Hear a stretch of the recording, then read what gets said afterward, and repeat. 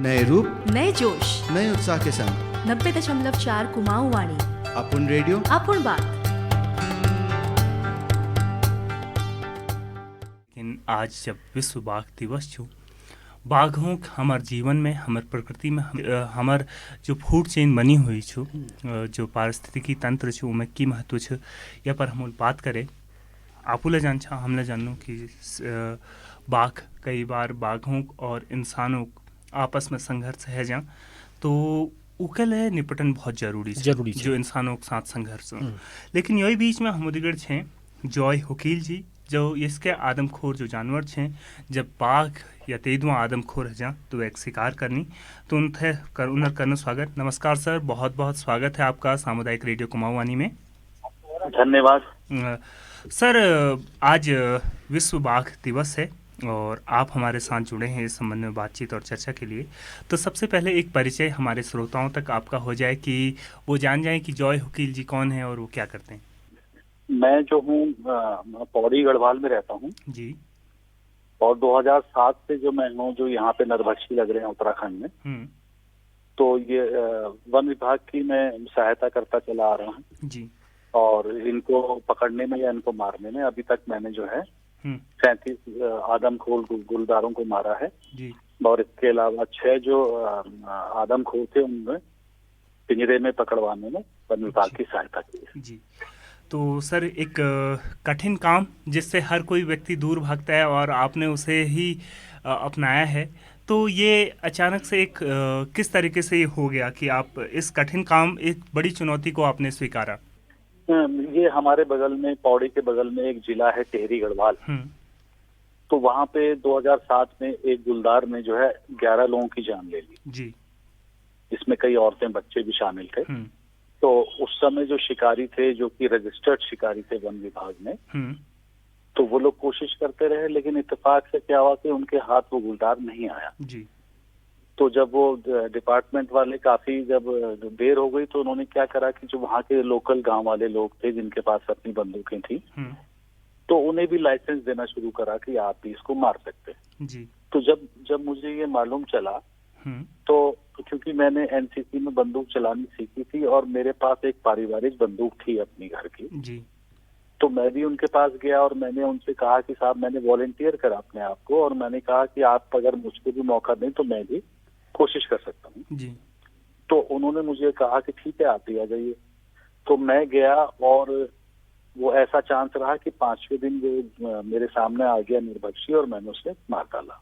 उसके बाद फिर 2009 में फिर उसी टिहरी जिले में फिर कहीं और भी निर्भक्षी लगा, तो उन्होंने मुझे बुलाया, तो मैंने भी उसको 10-12 दिन की मेहनत करने के बाद मार दिया और 2009 से फिर ये सिलसिला लगातार अभी तक चल रहा है। जी सर।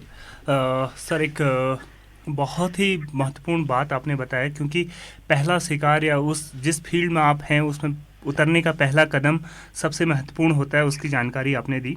तो सर, अभी हम देख रहे हैं कि धीरे धीरे जिस क्षेत्र में हम हैं वहाँ पर भी पिछले 2-3 साल से लगातार ये घटनाएं हो रही हैं। कहीं पर गुलदार, कहीं पर लोग बाघ कह रहे हैं कि इंसानों और जानवरों के बीच जो हिंसक झड़पें हो रही हैं, कि कई बार इंसान जानवरों को मार दे रहे हैं या गुलदार या बाघ को मार रहे हैं, कई बार बाघ इंसानों को मार रहे हैं। तो इन हिंसक झड़पों का होने का कारण क्या है और इसे कैसे रोक सकते हैं?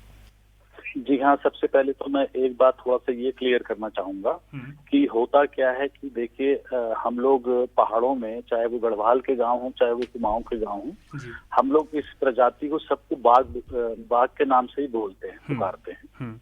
और होता ये है कि अगर आप हिंदी में देखें या अंग्रेजी में देखें तो बाघ का मतलब होता है टाइगर। जी सर।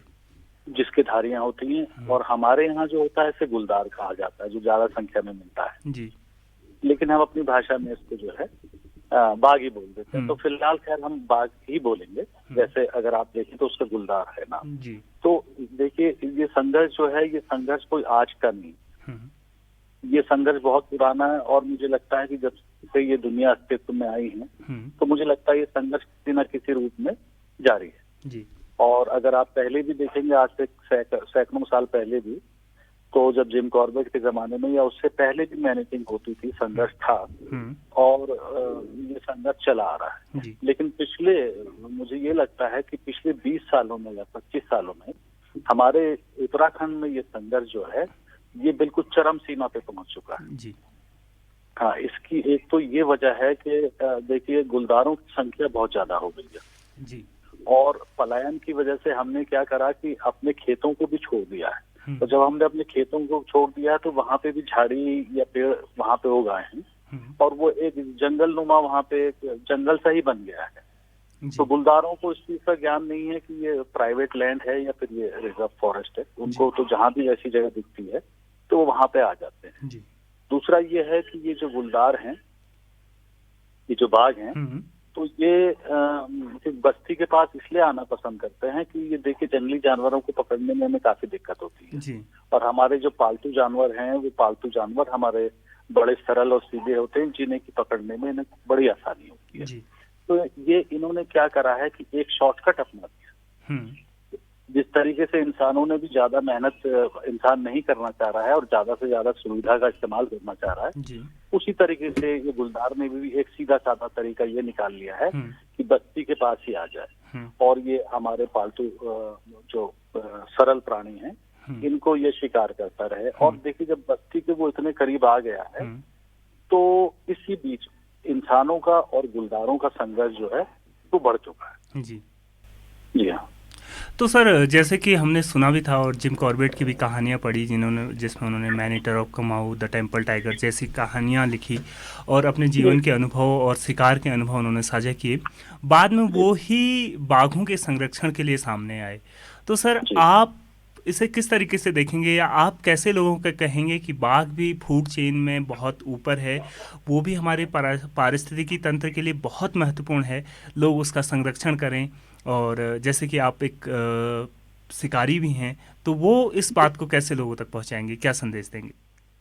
ये मैं तो एक तो देखिए ये एक तो हमें ये करना है कि पहले गुलदारों और बाघों में फर्क करना है जी। और देखिए जो हमारे यहाँ जो कम जो है वो है बाघ। बाघों की संख्या इस समय पूरी दुनिया में करीब मुझे लगता है 3000 है जी, जिसमें सबसे ज्यादा जो है वो हमारे हिंदुस्तान में ही है। लेकिन हमारे जो गुलदार हैं इनकी संख्या जो है वो बेहद बढ़ चुकी है जी। और देखिए प्रकृति ने उनको मांसाहारी बनाया है तो वो मांस ही खाएंगे जी। और मुझे लगता है कि एक बाघ होना बड़ा मुश्किल होता है क्योंकि वो उसको कोई खाना जो है उसने मीट ही खाना है और मांस ही उसने खाना है तो उसका पेट तभी भरेगा जब वो दूसरे की जान लेगा। बिल्कुल, वो उसकी मजबूरी है जी।